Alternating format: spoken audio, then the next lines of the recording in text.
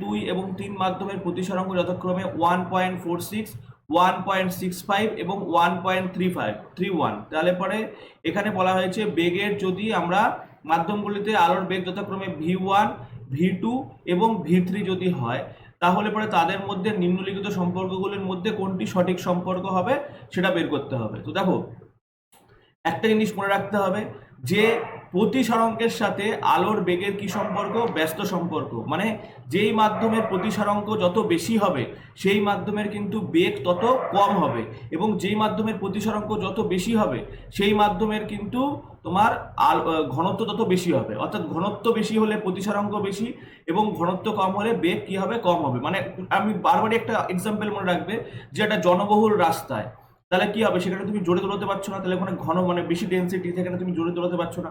বা তুমি মনে করো যে সাপোজ যেই জিনিস ঘন হয় সেই জিনিস কিন্তু সহজে গড়িয়ে যেতে পারে না। যেমন ধরো মেঝেতে তুমি জল ঢাললে আর তেল ঢাললে কে বেশি গতিতে যাবে? সেটা হচ্ছে জল অবশ্যই যাবে, কারণ জলের ঘনত্ব কম।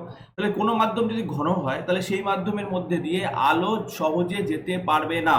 তাহলে যেই মাধ্যম যত বেশি ঘন হবে সেই মাধ্যমে আলোর বেগ তত কম হবে।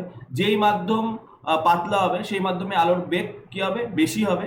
এবং যেই মাধ্যম ঘন হবে সেই মাধ্যমের কিন্তু প্রতিসরাঙ্ক বেশি হবে। এই ব্যাপারটা কিন্তু মনে রাখতে হবে। তাহলে যেই মাধ্যম সব থেকে ঘন, সব থেকে কম ঘন, সেই মাধ্যমে আলোর বেগ সব থেকে বেশি হবে। তাহলে এখানে দেখতে পাচ্ছি আমরা যে তিনটে মাধ্যম রয়েছে তার মধ্যে সব থেকে এখানে প্রতিসরাঙ্ক সব থেকে কম।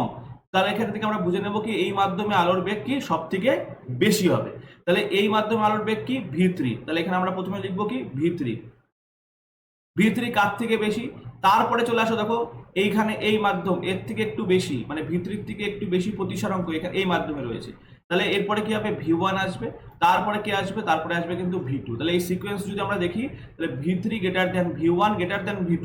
তাহলে v3 এটা অপশন এ তে আছে, greater than v1 greater than v2 এটা অপশন এ তে রয়েছে। তাহলে অপশন এ কিন্তু কারেক্ট